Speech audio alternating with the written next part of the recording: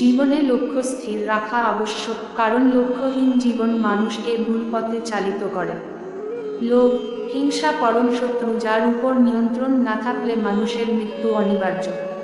ইন্দ্রিয় থেকে প্রাপ্ত আনন্দ প্রথমে অমৃতের মতো মনে হলেও শেষ পর্যন্ত এটি বিষের ন্যায় ক্ষতিকারক হয়ে ওঠে, যা কেবল মানুষের জীবনকে পাপে পরিপূর্ণ করে। মানুষের কামনা ও বাসনাই হল প্রভূত দুঃখের প্রধান কারণ।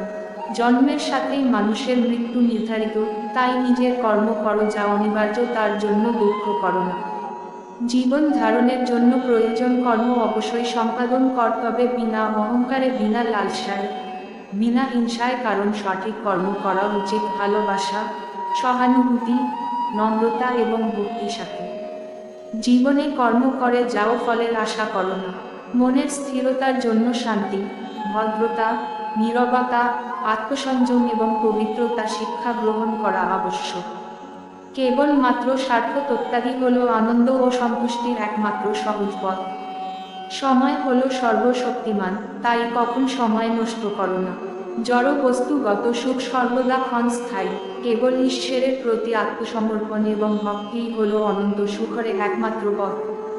যা হয়েছে তা ভালোই হয়েছে, যা হচ্ছে তা ভালোই হচ্ছে, যা হবে তা ভালোই হবে, তাই ভবিষ্যতে কি হবে তাই নিয়ে ভেবে লাভ নেই, বর্তমান নিয়ে পরম আনন্দে বাঁচতে শেখ। নিজের মনকে সর্বদা কর্মের উপর স্থির কর, কর্মফলের উপর নয়।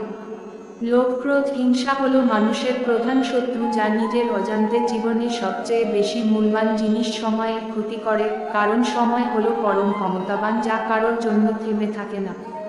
জীবনে অমরত্ব পেতে সম্মান অর্জন করতে শেখ, কারণ জীবন ক্ষণস্থায়ী কিন্তু ব্যক্তির অর্জিত সম্মান চিরস্থায়ী। সর্বদা মনে রাখবে, জীবনে যত কঠিন পরিস্থিতির মধ্যে দিয়ে যাবে তোমার ব্যক্তিত্ব ততই প্রখর হবে।